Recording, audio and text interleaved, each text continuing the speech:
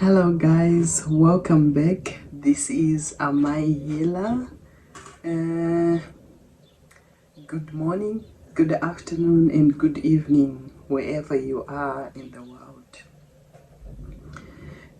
Today I want to be talking about death, which is a sensitive topic, but I'll just share with you how I feel about death. I know a lot of people it's a sensitive topic, but I'll tell you what I have experienced in my life, and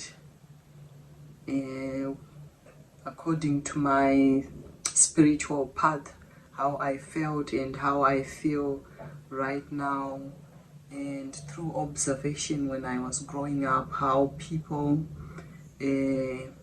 treated death in families, or just in families, how people treat death. So back in 2020 I had a baby, and my baby only survived for 7 weeks. She had a heart condition and she stayed for 7 weeks, and she had so many complications. So she had a heart operation, and afterwards she didn't make it. So I lost that baby girl. She was my last baby. But that's life, and that's how we learn about life and how to navigate life. Life is not always easy. It's not always happy or sunshine and candy. Sometimes it goes up and down, up and down. It depends how you handle the situation when it comes to you. So I can go back like when I was a little girl. I remember my uncle, he had an accident, like someone hit him. He was like a doctor, and he was trying, there was a accident like where he was coming from, and he was trying to attend like the accident scene and see if no one is hurt there. Then the next thing you know, someone passed by, and he was hit by a car and he died. I've never met him, but I remember my mom was pregnant with me. So I was just told a story by my mom and my grandma. So I remember very well when we were growing up, every holiday I'll go and visit my grandma in the countryside, the rural area, for those who knows from Zimbabwe. And I remember how my grandma handled death. It seems she never healed from losing a first son, and it was something she would always talk about, as if my uncle is still alive. And you know, when you're a child, you don't know how much this thing affects you, because it becomes a norm. She'll be talking about him. This happened, this happened, this happened. I wish it was me who had died. And you could see she was traumatized, and she never got the counseling. Or I can say maybe it's the way they used to handle death back in the day. Like no one had showed them how to overcome death, or to teach them what's the process, like when someone dies, what happens. So then fast forward 2020, I lost a baby, and it was really difficult for me. I went through depression, just giving up on life. I just didn't want to do anything. I was just stressed out, thinking, what's the point of this whole life? I've just lost the baby. But I was forgetting I had other 3 beautiful daughters and a husband as well. So with death, actually sometimes it's like a test, or it sees like how it teaches you how strong you are. This is how it shows up. It just depends with the person, but for me, what I've learned through this, I've learned that I'm a strong person.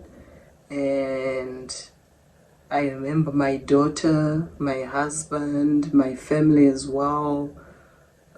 They were trying to help me, encourage me, just to have hope and faith with everyone else. And sometimes you forget that the family members, the siblings are also feeling the same. Your husband, you just always think about yourself and no one else, and you think life is ended but someone has died. But today I'm gonna share with you a few things that I have learned over the past few years, and I've come to understand what does death mean. So before you come on this earth, you're the one who have chosen, you have made the contracts with the people you're gonna meet in life, your parents, or whoever, your family, your friends, acquaintances, whoever you're gonna cross path with in life. So you're the one who have chosen. You want to experience, maybe you want to grow up, maybe up to 6 months, 4 years, 10, 15, 20, 50 years, 80 years, and you sign a contract with these people that you're gonna meet on this earth, and what are you gonna experience, including illnesses, life experiences, karmas, and sometimes you might be coming back from maybe past lives. Maybe you didn't finish your business in past lives. For those who don't know as well, there is also something called past life. This is not just your life you're living. You have lived somewhere before, maybe in a different gender, different skin color as well, different language, different continent. So sometimes you just incarnate in the same family over and over again, which means maybe there are some lessons you didn't finish with certain people in your life, or some business you didn't finish from your previous life. So once you understand this is how it works, you're the one who have chosen to do this. The parents, you choose your parents as well, and you want to experience life. You want to experience different situations. If you want to be rich, if you want to be poor, if you want to be sick, if you want to be like vulnerable in different many ways. So once you understand this, then death, you won't keep on crying if someone dies, because once they are dead, they are back. Like, remember, it's just they're using this body as a suit. When they come, they incarnate in this world or in your family. So this one is just a suit. Your body is just your suit. Then your spirit goes back wherever, to the ancestors or to the spirit realm, or if you're going to the next stage, it just depends. If you want to incarnate again in this earth, this planet we call Earth, there are different realms out there, and you might just want to live this one lifetime and never come back again on earth. It's up to you what you have chosen you want to do in your life. So if someone died, maybe they had a heart condition, don't think when they died they still have that heart condition. Now their spirit has finished that soul mission they were doing. So once they're dead, now they're fine. They are not sick or they are not ill. They are back to normal. It was just an experience they were experiencing.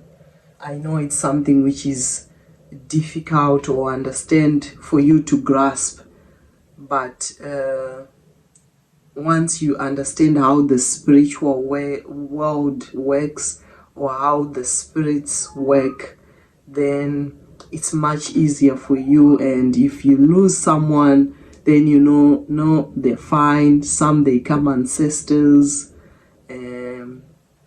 some they reincarnate in different places or in the same family. So for me, I've come to understand that death is something they just wanted to experience, that how it feels like to be in that position, and how the family, how are they gonna handle you, how are they gonna treating you, are they gonna be loving you, are they gonna be neglecting you. And it helps you as well.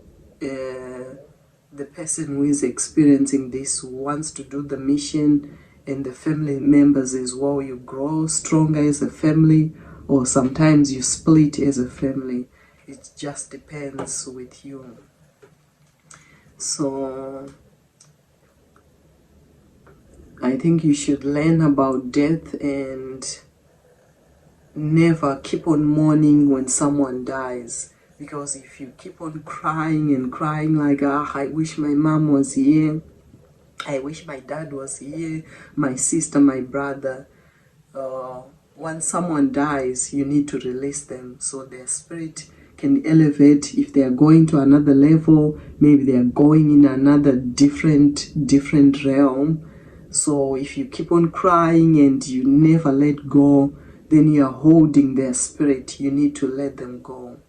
Like I can tell you, for my daughter on a cremation day, we woke up that day and it was during June time, because she was born in April, which is coming up soon, springtime, and she died in June.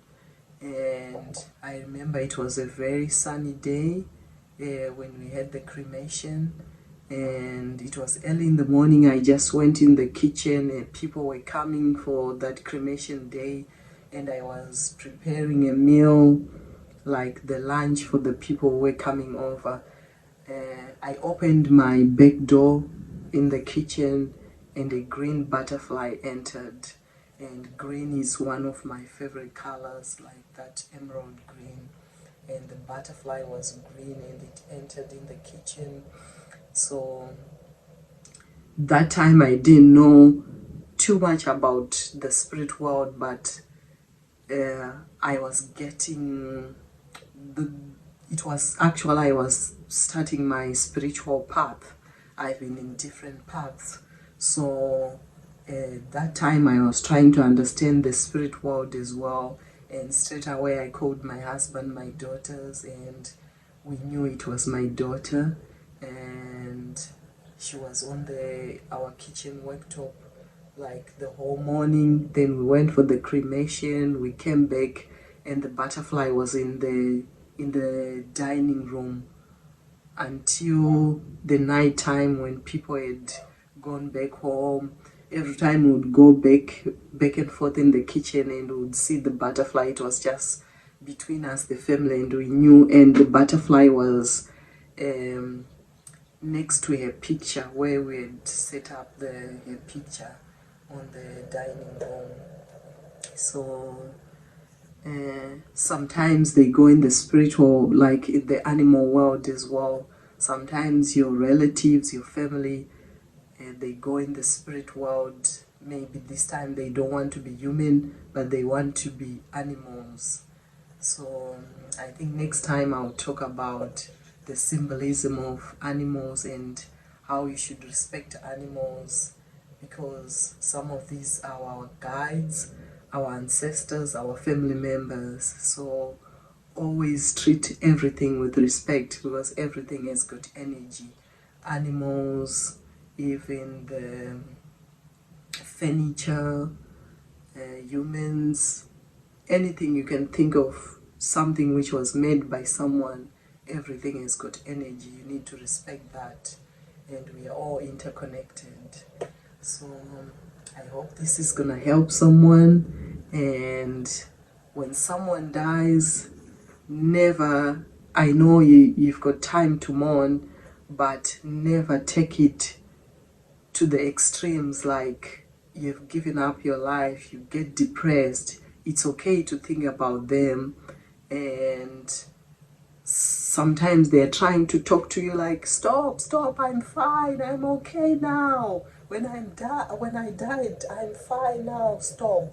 And you keep on crying, oh, I remember my mom when she died, she was ill.